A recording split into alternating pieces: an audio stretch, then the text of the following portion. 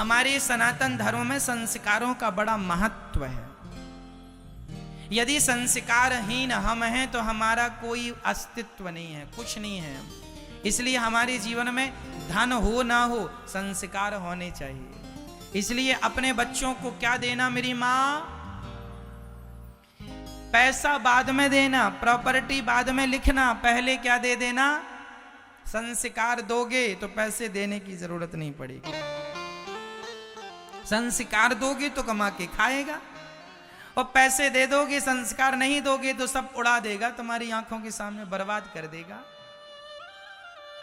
पैसा कीमती है कि संस्कार? पैसा कीमती है कि टैलेंट? जोर से। संस्कार जरूरी, इसलिए पहला क्या चाहिए? संस्कार। आज स्कूलों में शिक्षा तो मिल रही है, संस्कार नहीं मिल रहे हैं। मैं हाथ जोड़ के कहूंगा भारतवासियों से, आप सभी से, बच्चों को स्कूल से तो शिक्षा मिल ही जाती है, आधा एक घंटे का समय निकालकर घर में ही बच्चों को संस्कार दिया करो। माँ बाप आपका ऐसा व्यवहार हो कि वो व्यवहार देख देख कर बच्चे आपसे ही सीखें। आपके बच्चों को उदाहरण किसी और का ना देना पड़े। बच्चों से कहा जाए कि धर्मात्मा कौन है, तो बच्चों के सामने बाप का नाम आ जाए। मेरे पिता जैसा धर्मात्मा कोई नहीं है। बाप ही क्यों ना बच्चों का आदर्श बन जाए, माँ ही बच्चों की गुरु क्यों ना बन जाए, माँ ही बच्चों की आदर्श बने। बाप से ही प्रेरणा मिले बच्चों को करने की, उत्थान अपना कर लो। लेकिन आजकल के बच्चे और आजकल के माँ बाप बच्चों को क्या शिक्षा दे रहे हैं, क्या पढ़ा रहे हैं? भिखारी और भिखमंगा बनाने के रास्ते पर चला रहे हैं। हाँ, गलत है। आज पढ़े लिखे लोगों को भी हमने दहेज मांगते देखा है। पढ़े लिखे लोग दहेज मांगते हैं, दहेज दे दो। अच्छा बताओ, आप लोग बड़े हो कि क्या भिखमंगा बनोगे? ससुर जी, ससुर जी हमें गाड़ी दे दो। हमारी तो औकात है नहीं खरीदने की, हमारे बाप के पास भी नहीं है, और हम तो खानदानी भिखमंगे हैं, मांग मांग के काम चलाते हैं। कोई काबिलियत तो है नहीं, कोई गुण तो है नहीं, हमारे बाप ने कुछ सिखाया तो है नहीं कि हमें गुणवान बनाया हो, संस्कार दिया वो तो दिया नहीं। भिखमंगा बनाया तो भीख मांग लेते हैं। ससुर जी 4 चक्के की गाड़ी चाहिए, बड़ी वाली। ऐसे भिखमंगे भारत में बहुत मिल जाएंगे आपको। हर गली मोहल्ले में 2-4 नजर आ जाएंगे। भरा है देश भिखमंगों से। इन्हें लिखवाना चाहिए अपने घर के बाहर, भिखमंगे का घर यही है। हो तो लिखवाने में शर्म किस बात की? लिखवाओ। शर्म नहीं आई तुम्हें दहेज मांगने में? अरे तुम्हारी भुजाओं में पानी भरा है खून की जगह, क्यों नहीं कमा के अपनी गाड़ी की इच्छा पूरी करते? और जितना चादर हो उतना पांव पसारना चाहिए। मांगने से किसी का धन बढ़ता होता, सब धनवान हो जाते। मांगे से मरना भला मत मांगो कोई भीख, बिन मांगे मोती मिले यह सतगुरु की सीख। मर जाना अच्छा है पर मांगना अच्छा।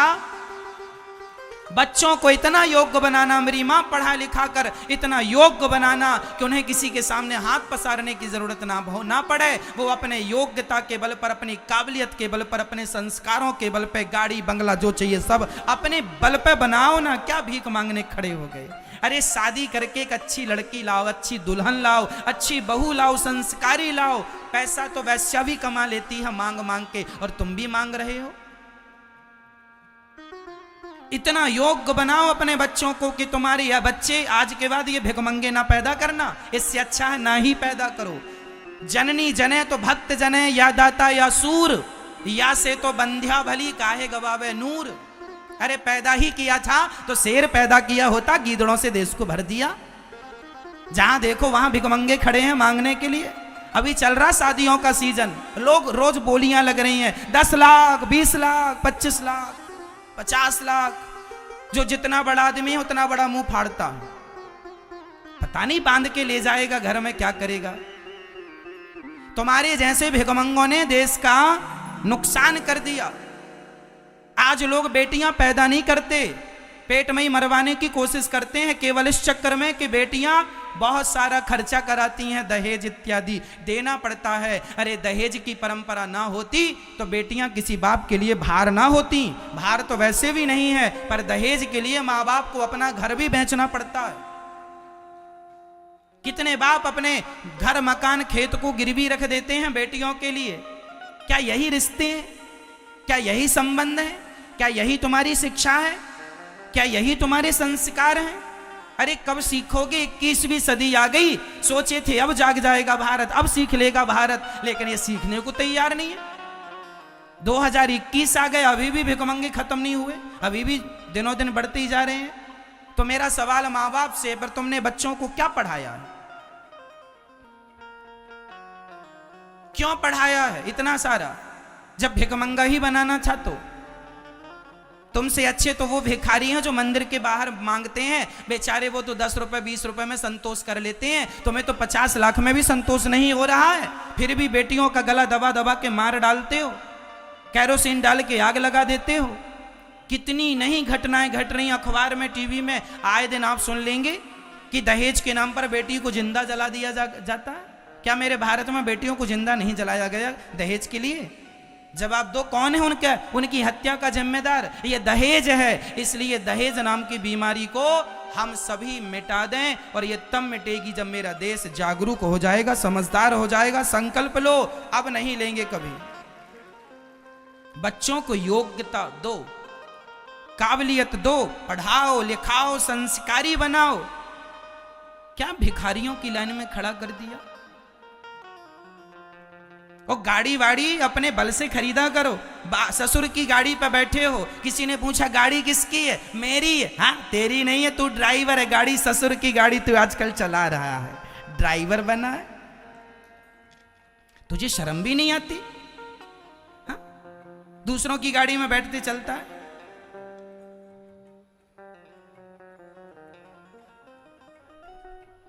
सवाल मेरा उस बाप से है, तुमने अपने बेटों को क्या संस्कार दिए, क्या सिखाया? भिखमंगा बना दिया। दहेज मांगने वाले अपनी पत्नी की इज्जत, पत्नी की नजरों में वो बिल्कुल गिरे हुए होते हैं। अरे राम राम राम राम राम राम।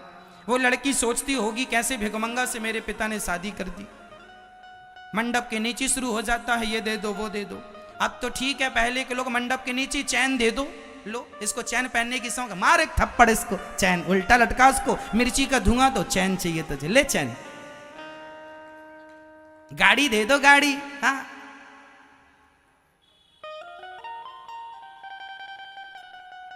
मतलब शर्म भी नहीं है। पढ़े लिखे हैं ये पीएचडी किए बैठे हैं, और देखो मांग रहे हैं भिखारियों की तरह। इन्हें शर्म नहीं है, बेशर्म है ये। क्या कहें इनके लिए? हमारा बस चले तो हम उल्टा लटका के नीचे मिर्ची का, लाल मिर्ची का धुआं दें इनको। ले गाड़ी चाहिए, ले गाड़ी। चैन चाहिए, अंगूठी चाहिए, ले।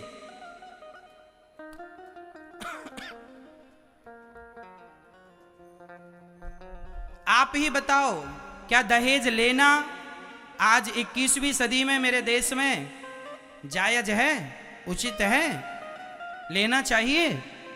अरे लड़की का पिता राजी मर्जी से जो दे दे वो रख लो, मना ही नहीं है, मांगो तो मत। आज जितना बड़ा पैसे वाला होगा उतना ज्यादा पैसा मांगता है। इसलिए हम लड़की के माँ बाप से भी निवेदन करना चाहेंगे, अपनी बेटी के लिए योग्य लड़का देखा करो। जरूरी नहीं है कि पैसे वाला हो। अरे भाई, यदि योग्य लड़के को अपनी लड़की दी है ना, तो वो व्यक्ति कमा कमा करके, आज भले कुछ ना हो उसके पास, पर टैलेंट है, योग्यता है, तो कल वह चांद की तरह चमकेगा, वो खूब धन वैभव कमाएगा। नहीं था, आज सब कुछ हो जाएगा। यदि आपके भुजाओं में खून है तो, करने का जज्बा है तो, और नहीं तो फिर मांगते रहो टुकड़े।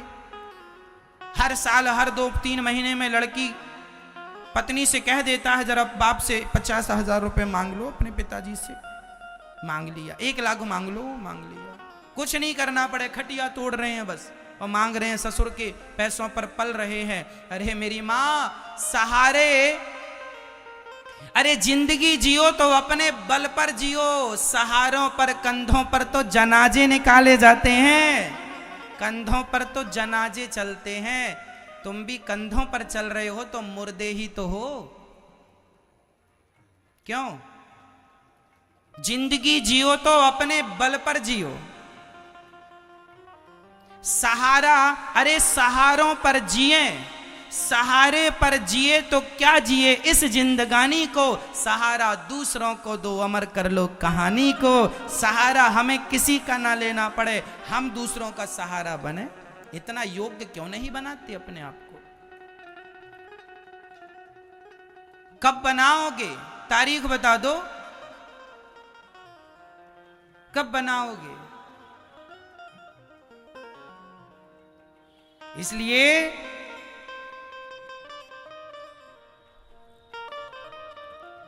अपाहिज कौन है? एक शेर होता है, सर्कस का शेर, जो मालिक के टुकड़ों पर पलता है। मालिक मांस का टुकड़ा फेंकता है, शेर झपट्टा मार के खाता है, वह सर्कस का शेर होता है। हाँ या ना? और एक शेर होता है जंगल का, जिसे मांस का टुकड़ा देने वाला कोई नहीं होता, वो अपना शिकार खुद करता है।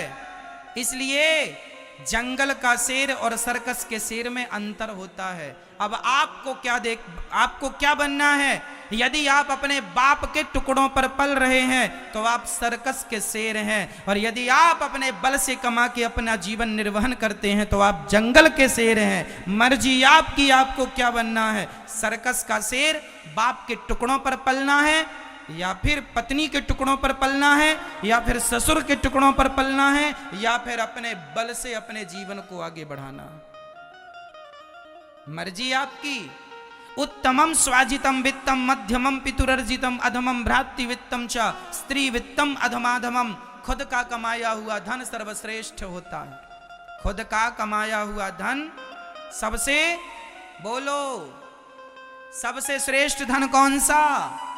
खुद का कमाया हुआ। उत्तमम स्वाजितम वित्तम मध्यमम पितुरर्जितम। पिता का धन मध्यम होता है, 2 नंबर का, दूसरे नंबर का। भाई का धन अधम होता है, और स्त्री का धन तो अधम से भी अधम होता है। इसलिए अपने बल पर कमाओ। इसका अर्थ ये नहीं है कि स्त्रियों को, महिलाओं को जॉब नहीं करना चाहिए, काम ना, मैं ये नहीं कहता। स्त्री काम करे, मेहनत करे, और मेहनत करके जो पैसा लाए उससे अपने खर्चे करे, अपने बच्चों के खर्चे करे। पति का पैसा बचत होता रहे तो तुम्हारे भविष्य में कल काम आएगा। कमाना है तुम दोनों को मिलजुल के, लेकिन किसी के टुकड़ों पर नहीं पलना। किसी के टुकड़ों पर सिद्धांत बनाओ। दूसरों की हलवा पूड़ी नहीं लेंगे, मेहनत की नमक रोटी खाएंगे। हमें खैरात में हलवा पूड़ी मिल रही हो, हम नहीं खाएंगे। क्यों जी? दूसरों की हलवा पूड़ी पसंद करोगे कि खुद की नमक रोटी? बोलो। खुद की नमक रोटी खाना सीखो मेरी माँ। दूसरों के टुकड़ों पर तो सर्कस के शेर पलते हैं, जंगल का शेर तो अपना शिकार खुद करता। खुद कमाओ, खुद खाओ। आज के बाद यदि तुम्हारे बच्चों ने या तुमने दहेज मांगा तो लिखवा लेना अपने माथे पे, भिखारी भिखमंगा सबसे बड़ा मैं ही हूं। गुदने से गुदवा लेना, भिखमंगा हूं, और वो भी बड़ा वाला।